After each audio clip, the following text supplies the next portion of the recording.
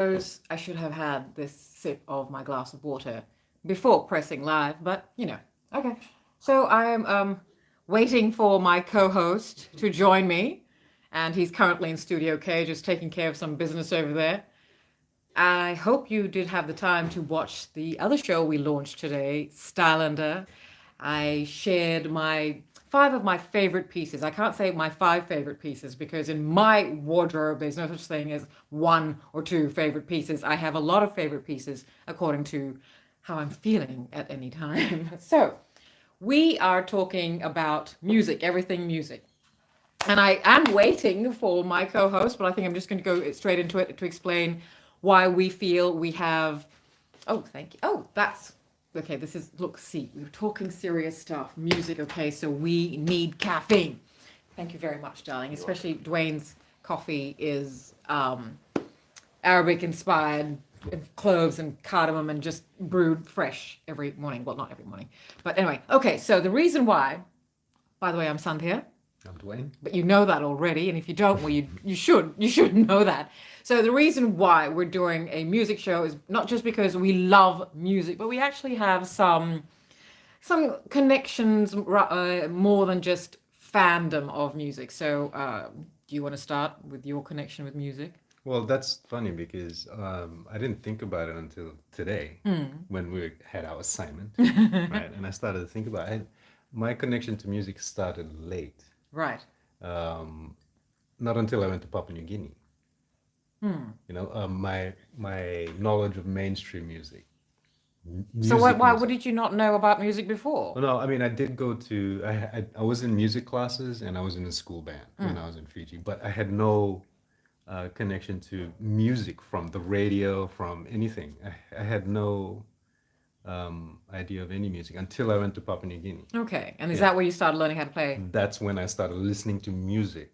Oh my goodness! Like I had no idea of any. So you were 15. Yeah, I was 15. And you missed out on the great musical essence that is just it permeates Fiji. It goes through the veins of everyone there. My older sisters were into music. Right. They listened to the radio. I mean, I did hear songs on the radio, but I wasn't really into it. Right. Yeah. Okay.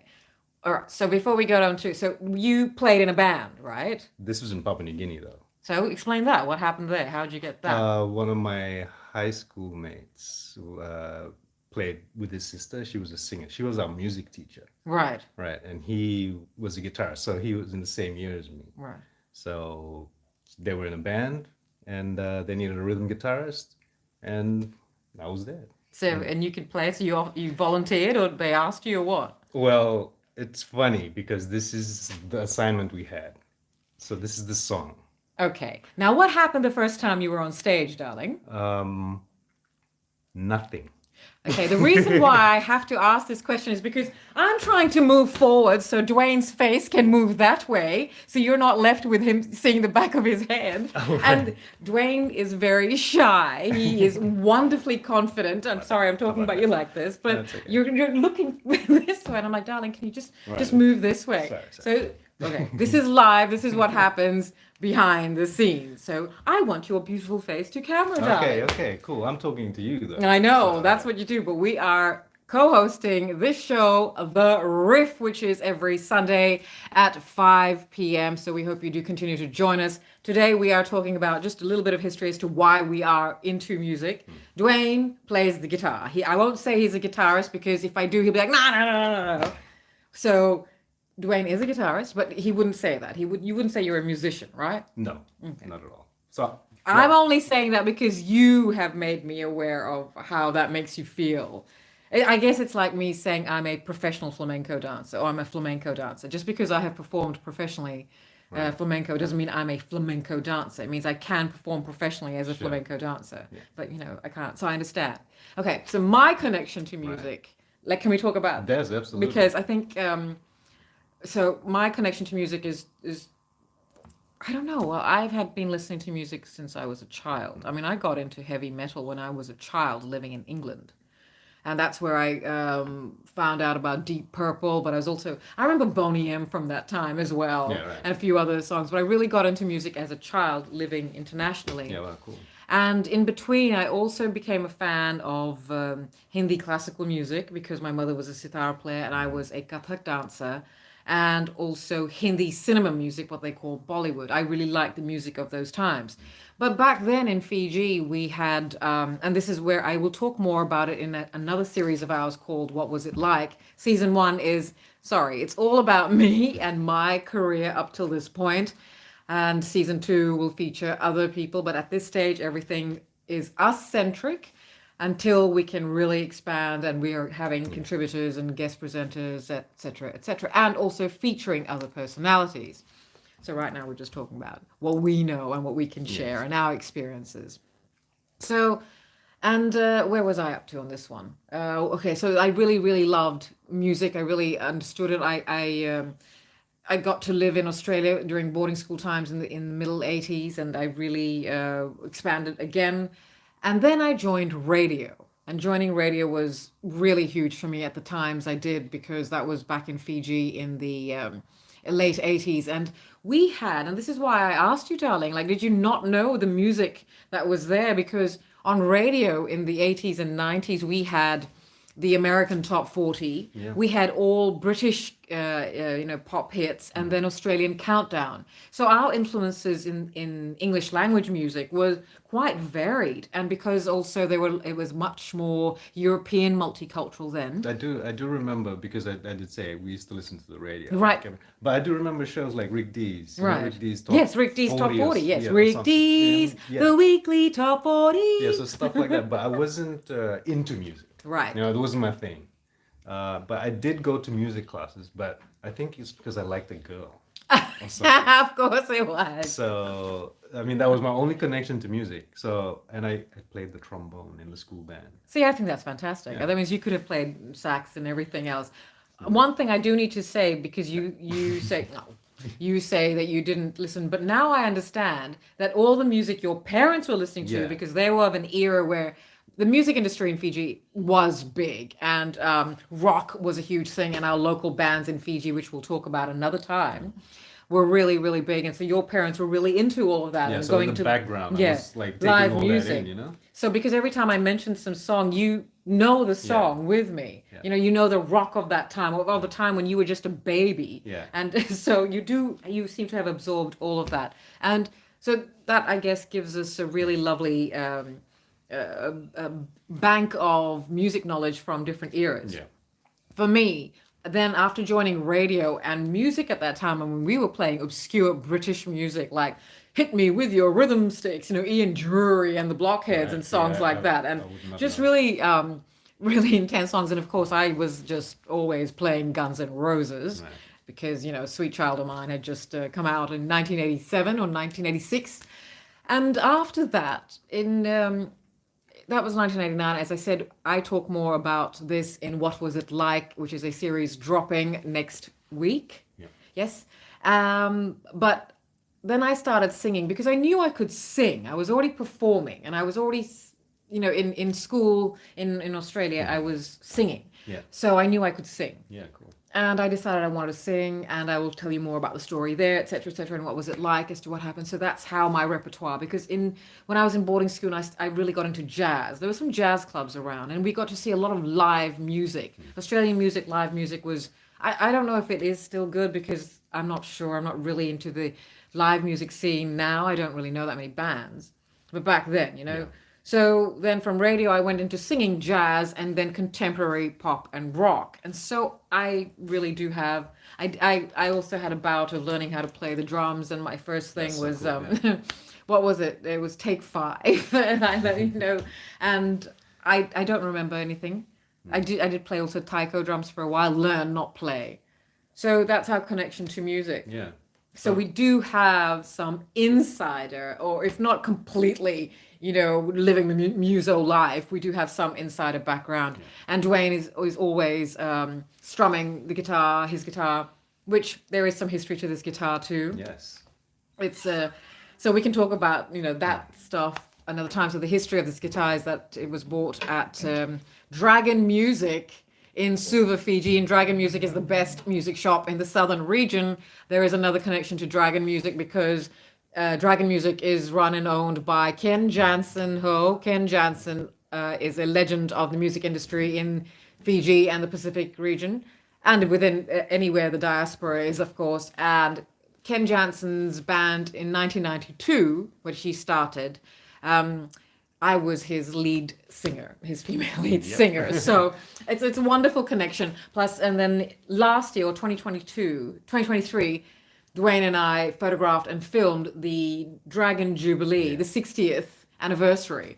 And we will bring more information about that later. So we filmed and photographed it of all the legendary musicians of that time, 60s, 70s, and 80s. And I have pretty much sung and performed with all of them. So we'll talk about that another time. So cool. So that's our background. I sang professionally for 10 years. I've sung all over the world. Again, I'll talk about that on What Was It Like? And I think I did a total of 2 gigs in my entire life. Darling, the fact you've done gigs is pretty cool. I really love that you and I have a similar story. We have a similar story about this, and so can you tell me now? Because I'm sorry, I just seem to have rushed it through because it's like, darling, I want your beautiful face to be, because every time I'd lean back, you would to be more and more like that.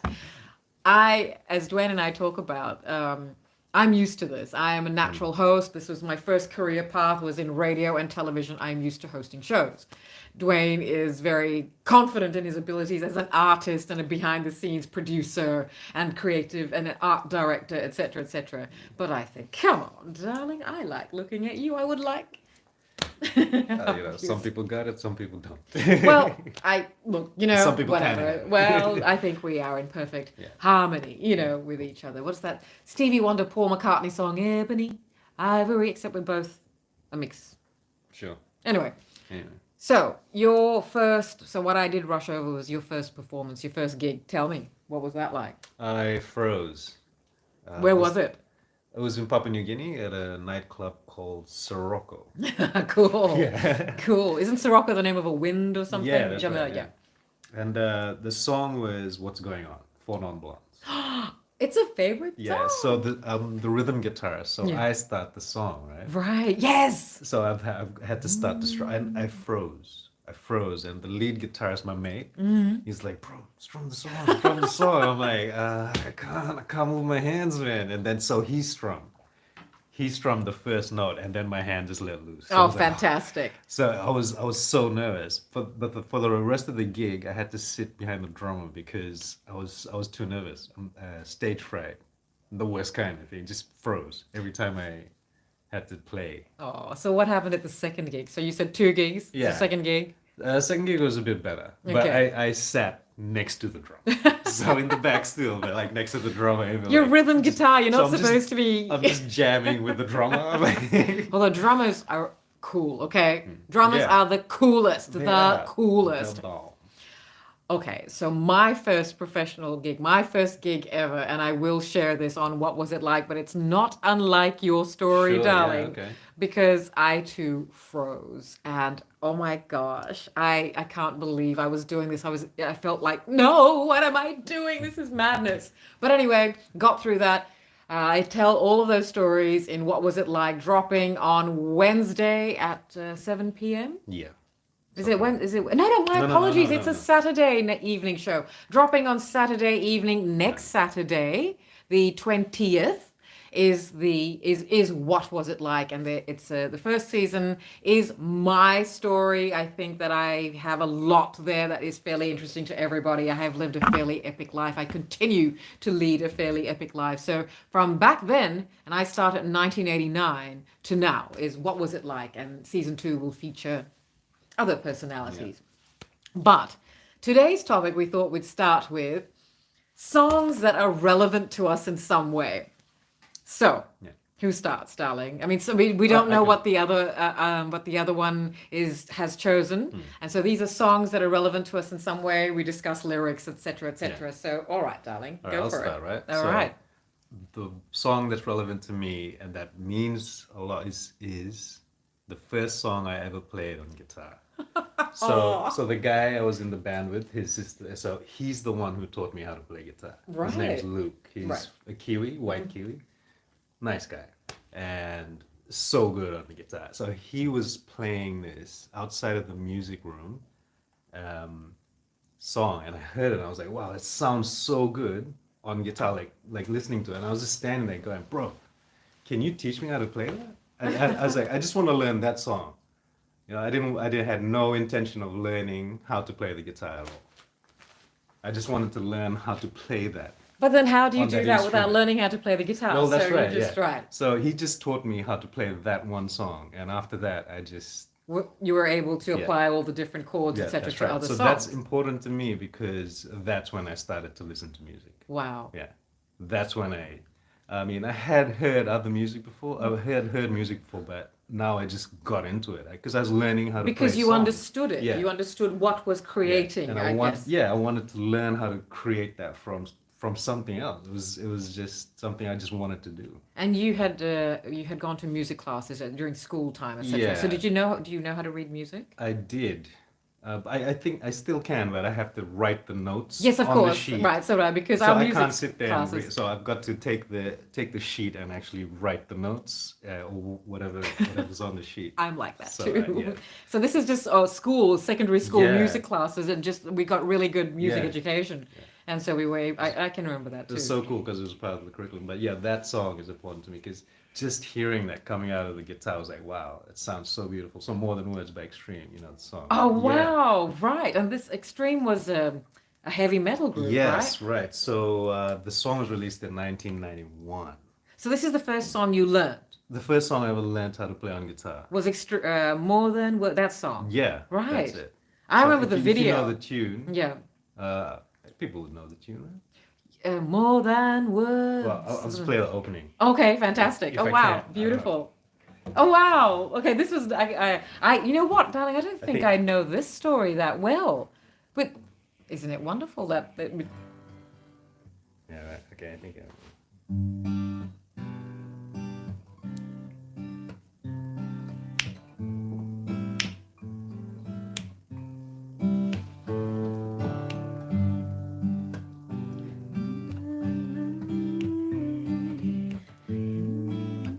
is that? Are you gonna sing this? Oh, that was wonderful. But yeah, so I heard him playing that, and I was like, I need to learn how to do That is beautiful. I do So- remember this song did take everyone by shock because I think Extreme were Yeah. heavy metal people. Right, I didn't know that. Yeah, they're heavy metal. I So- swear they were a glam rock Yeah. or heavy metal band that did this beautiful. What year was that? 1991. Right, so The they did song's this released, beautiful video of black and white video, Yeah. just them sitting, the Yeah. brothers, right? Yeah. They're both the same with. Not brothers. I think they're just. Oh right, well, okay, mates or something. guitarists, Yeah. and of the same band. Yes. Oh, I don't know. Find that information It's out. By the way, this is a bit of a cold call thing. This is us sharing our information and what we know and going back into our memories, etc. I do remember the black and white video of Extreme, and they Yeah. were, just. It's just a classic thing. But you have shared another video, which I couldn't believe I was watching because I'm not necessarily a fan of those. Tell me about this It other was one. so good. It was Jack Black and Jimmy Fallon did a parody of this song. So it was a parody. So what were they singing about? No, yeah, okay, not a parody. They sang the song. Actual song. Actual song, video clip. Exactly, right right, down the to same, the T. yeah. Exactly the same. It was beautiful though. Those two are very talented people. I'm late to the party on Yeah. Jack Black, and Sure. Jimmy Fallon can sometimes irritate the hell out of me. But he's got skills, man. Okay, but still, whatever. We got skills.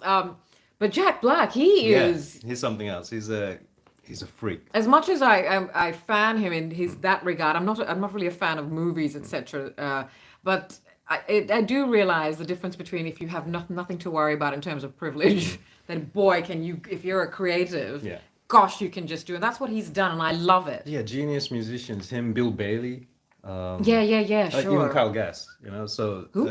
Kyle Gass. He's part of Tenacious D. Jack All Black right, and see, Kyle Gass. okay. Well, do tell. Yeah. Unless you want to say that. No, for no, another that's it. That's the episode. end of the story. That's all I know. Okay. So would you ever get up and play again, darling? What if I wanted to sing again? Well, sure, we can do a jam. Make some jam. Well, I know. Again, in What Was It Like, I'll talk about my signature song, But I do have another signature song. Yeah, So sure. are we? Have Yeah, you yeah, got that's anything it. else I mean, to? I don't really know much about the band, so I've just gone on Wikipedia and So what was read a the? bit. So who was the song written for? So why don't you find some information because Well, I'm going to yeah. share some information about now the song that matters to me. How old were you when you did that, darling? When you played 1991? Um, So no, no, not 91. I was 10 then. all So I right, was in Papua New Guinea. The song was released in right, 91. that's Yeah. right. So I think it I might have forgot. been year 11. So 1998. 1998. So you were 11. 17, Yeah, right? So I I was think. 27. 17. Yeah, right. Yeah, I remember it a bit differently. So that's So yeah, that's right. It was year 11 because I couldn't do art because the classes were full until year 12. oh my Yeah, gosh. so I did art in year 12. So I was doing music. Right. Yeah, that was my name. So luckily you did follow that girl you had a crush on. Well, yeah, I mean, I don't think more so. I'm glad because it's wonderful that I love watching you. I swoon when you just pick up the guitar and decide to do when you just yeah. tune it and you just play. I I still, I love still get tuning. nervous when I play in front of you, though. I Why? don't know. It's Why? weird. It's like nerves. That's crazy. I don't get. I really am enjoying singing again. Yeah, sure. Anyway, so I have to share my song. Yeah, please do. My song is Some Like It Hot, Some Like It Hot, which was released by Power Station in 1985. I was 14 and I was very much a performer. I was dancing all over the place. I was what they describe me now as out there, simply because I had the audacity to express my creativity. So I was always dancing, I was always performing, I was always doing something crazy and creative. So Some Like It Hot came out in 1985 and it was immediately my signature song. I really loved the percussion on Yeah, it. right. Some Like It Hot by the band Power Station. It's what was called a super group because it's made up of super group members from other groups. Oh, wow. Now, it was created by Andy Taylor and John Taylor of mega group Duran Duran. Right. Okay. And I have to read this story out to you that it was just released in March 2024 of Andy Taylor telling the story of how they decided to form this supergroup. Now, the other group members, so Andy Taylor was the guitarist for Duran Duran, like mega pop group of the late 80s, like, glam pop, etc. Duran Duran, Hungry Like the Wolf, and Girls on Film. And A View to a Kill, what's Yeah, some wow. song after the other? It was started by Andy Taylor and Nick Rhodes. I don't quite know when, late 70s, early 80s. And of course, if you were an 80s teen, Duran Duran was it.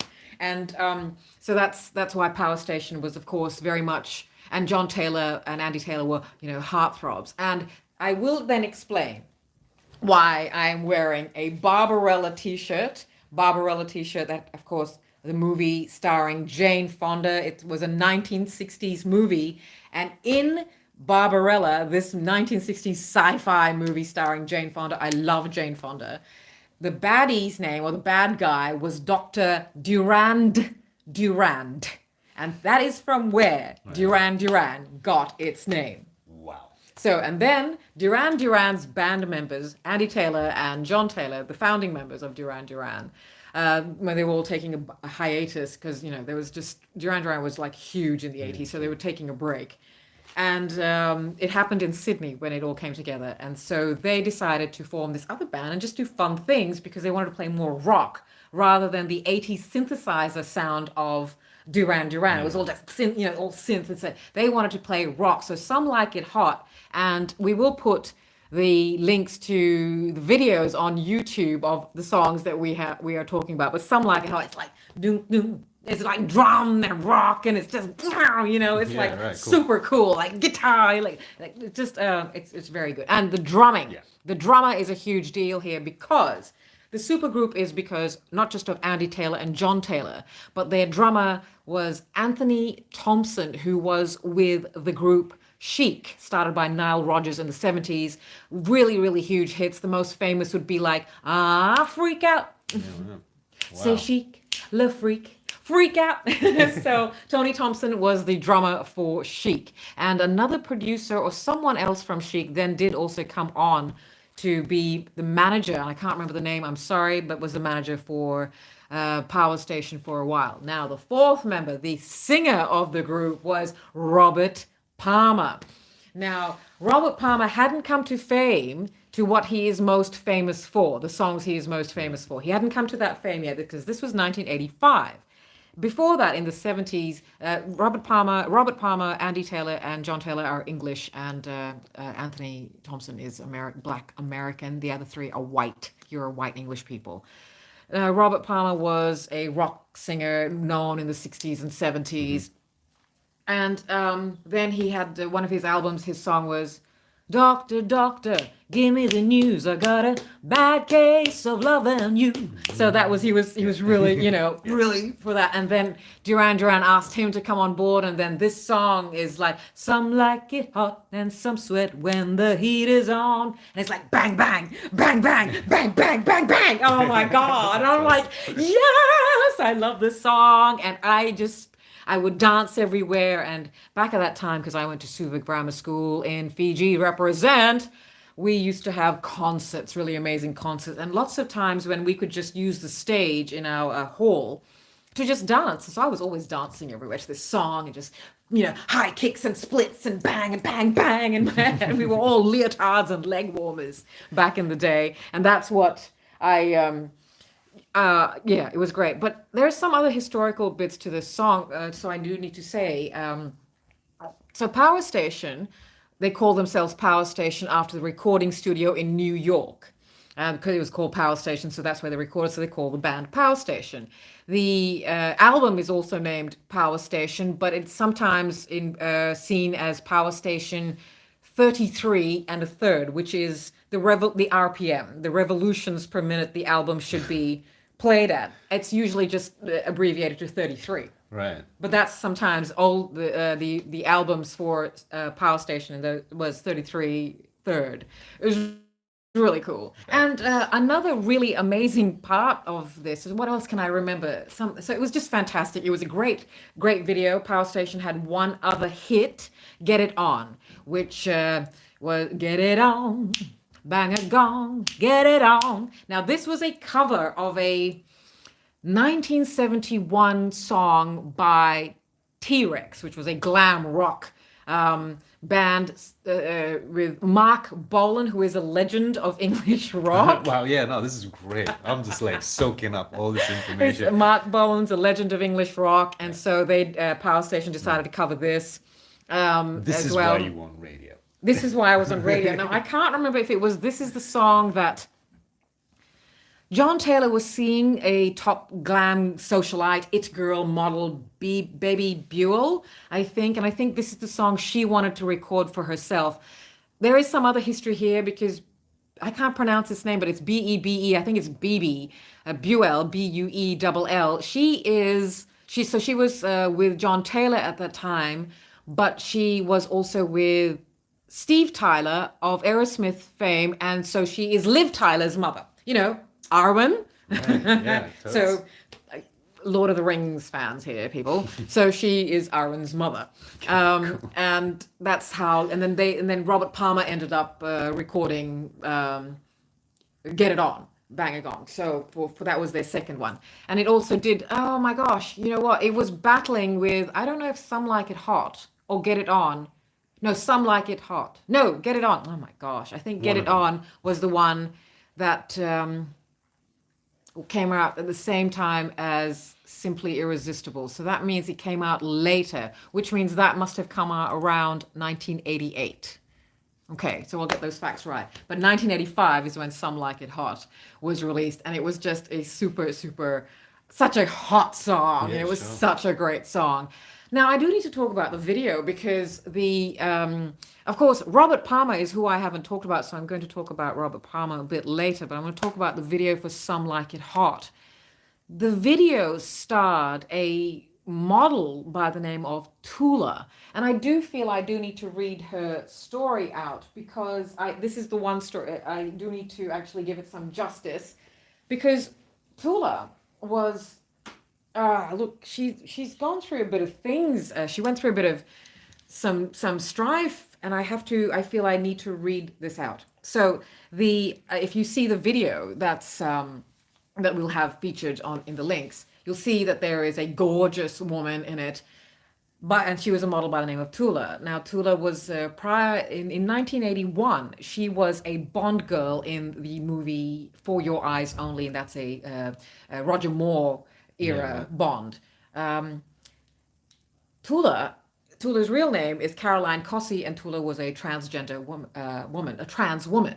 And at that stage, it was, oh gosh, I can't believe there's still issues around it, but it was worse back then. So I do feel I really need to read some things, because it is because of Caroline that a lot of trans rights have come to being. It's because of this woman. And so she was featured in the video Some Like It Hot. But in 1981, a huge scandal broke because the journalists had already found out in late 70s, when she was modeling, that she was a trans woman. And back then, oh my gosh, they made such a big deal of it. So in 1981, when they found out that this Bond girl was actually a trans woman, the media went stupid in England and everywhere in the world. And so she had to go into hiding again. And then in 1985, she was in the video for Some Like It Hot and Get It On. But I'm going to read some things about Tula because it's quite... so, as I've said, she appeared in the 1981 James Bond film For Your Eyes Only as an extra. Following her appearance, she was outed as transgender by British tabloid News of the World. And by now, we all know News of the World is pure beep. In 1991, she became the first trans woman to pose for Playboy. Cossey has since then fought for her right to legally marry and be legally recognized as a woman. I think by now she would be, because she's 69, or well, she was born in 1954. She was born in Norfolk, and through puberty, Cossey was distinctly feminine in appearance due to an intersex variation of the XXXY syndrome. In her biography, My Story, she describes an unhappy childhood where she suffered confusing feelings and bullying by peers due to her femininity.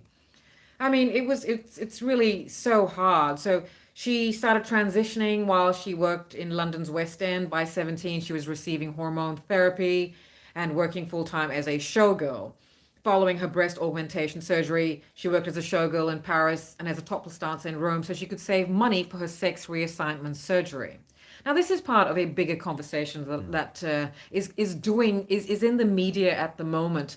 Like, should people who are trans, who are the wrong essence in the wrong vessel, or they're not matching, should they be allowed to make the decisions at a young age? Because there is now talk about, well, during puberty, everyone's confused. So it's an interesting thing, but I'm going to continue reading about Caroline. We won't actually, talk about that side. So she transitioned, and after she had a sex reassignment surgery, which is, basically bleeding to be a woman, as a woman born has to do. So she was, a top model, page 3 girl. She was in Playboy, and then she got outed, etc., etc. And then she was in 1985 video, as I have already mentioned. In 1990, the European Court of Human Rights overturned its prior decision following a British government appeal. Subsequently, the right of transgender people in the United Kingdom to change their legal sex would not be granted until the Gender Recognition Act in 2004. Following this and her annulment, Cossey returned to modeling, which she had given up 4 years earlier. So she had an annulment somewhere. And I think that information, personal life, here we go. She had so when she became engaged to Count Glauco Lasinio, an Italian advertising executive who was the first man to date her, knowing of her past, he encouraged her to petition for changes in the British law concerning transsexuals. But their engagement ended, and then she was with someone else, Elias Fatal, a businessman who was unaware of her history until he proposed marriage on St. Valentine's Day in 1988. When she told him, rather than rejecting her, Fatal merely asked if she would convert to Judaism. She agreed. They were married on 21st May 1989, which was weeks after the European Court of Human Rights decided legally to recognize Tula as a woman. They returned from their honeymoon to find that the News of the World had published a story on their wedding, which led Fatale to seek an annulment. And then she went on to marry. But, by all accounts, it's been fairly difficult life for her. So it's nice to know that she was featured, knowing that everyone knew what. What a journey, though. Yeah, what an absolute journey. So that's Some Like It Hot by Power Station. Wow. I think that's really all That's I can fantastic. say. So actually, no, what am I saying? Robert Palmer. Now, everyone knows Robert Palmer from, the classic quintessential 80s music video, Addicted to Love. Yeah. Which was 1986. It was around that time. And I think it was, around the time where Guns N' Roses first came into being. So it was all around this time that some really good, a really good 80s music was coming into being. Now, this video that everyone remembers, I am sure, of all these just, emotionless models with hair slicked back and tight black dresses and, and sheer hose and teeny tiny black dresses and 80s makeup. So that's like, rouge, and dark lips and dark eyes. It was super fantastic. And the reason why it looked like that, because it was directed by top English photographer Terence Donovan, who was one of the top fashion photographers. Terence Donovan was, by all accounts, a really amazing, creative, but sadly, he committed suicide in some late 90s, just due to depression, but a very high achiever.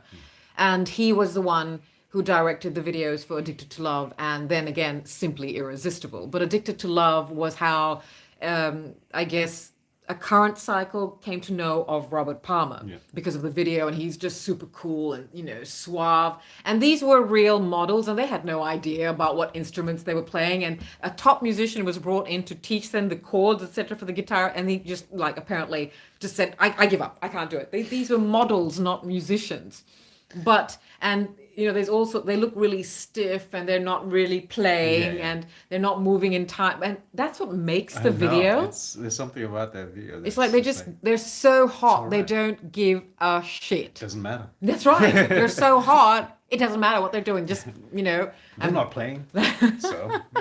Boy, did that video sell that song like crazy. And it has become an iconic classic.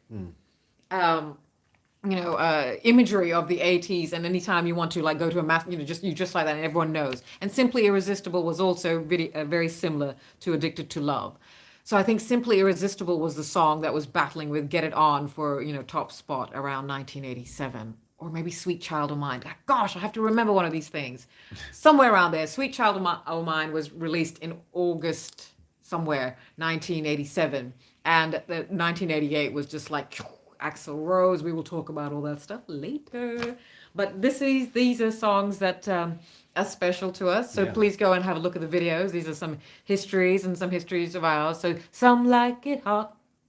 Some like it hot. I love it. I love this song so much. So that's it. I guess that's all we have to share. And anything else you need to know? Actually, no, you need to read this article. It's from, I will put it in the caption, where Andy Taylor tells a story. Because I just found it. It's just a 2024 article where he tells the story of how Power Station was formed. And it was actually, the idea came to being at a David Bowie concert at the Sydney Cricket Ground. That's crazy. So it happened in Sydney. And I'll have that, we'll have that caption, have that link for you in the caption so you can read it for yourself. Otherwise, that's all we have for you. This is our first... I've learned a lot tonight. So have I, darling. I didn't realize that extremes, what is it? More than words. Yeah. So, because, that suits you right to the I ground. mean, at the time, I was like, I was at that age. It's beautiful. Are you going to play us out with it? Sure. Or should we do What's Going On? Do you remember how to play it? Oh my God, I might freeze. Oh my gosh, I actually love singing this song, but I have never been able to sing it professionally because it's actually not as easy as you think. So 25 years and my life is still... No, that's maybe some great big hill of love. I can't remember the lyrics. A destination. I can.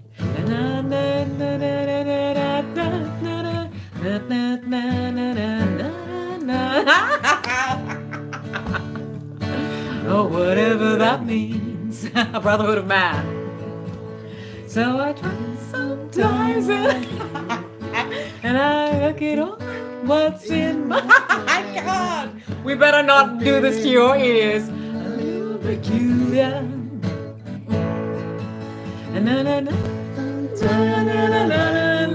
Has to work it all what's in my head. Oh my God. Okay, we are not going to assault your ears anymore. And I say, I can't. I need to warm up. I need to warm up. yeah. So this is why I don't sing. And this is why I need to warm up before I ever. So maybe if we actually played it, we could, sing it with you, or we just might need to practice. Hey, well, this is what the beauty of a live is. We're doing this right in front of you. We're not embarrassed. We're, I love doing Yeah, it. well, this is talk music, huh? So I can't even remember the chorus.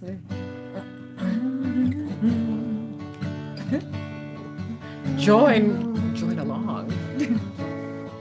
I think my guitar's out of tune. Okay, I think we're out of tune. So we're also now almost out of time. Well, So, we're not, but we're going to go now. Next time we should just practice a little. Maybe we should practice. Yeah. Maybe we should spend a week practicing. So next time Maybe we're a back month. on the Riff.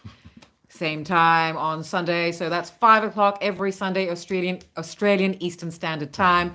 Please stay tuned and please look out on our channel, on our Instagram, and on the Stylander magazine for the TV guide, so you know what we're talking about in the next episode of The Riff. Thank you very much for joining us. I'm really sorry we had to do that to your ears. But, hopefully we actually are a little bit better. Or maybe if we're not, we won't do that to you. But thanks for being we'll here. Practice and we'll see. All right. Thank you for being here. Bye.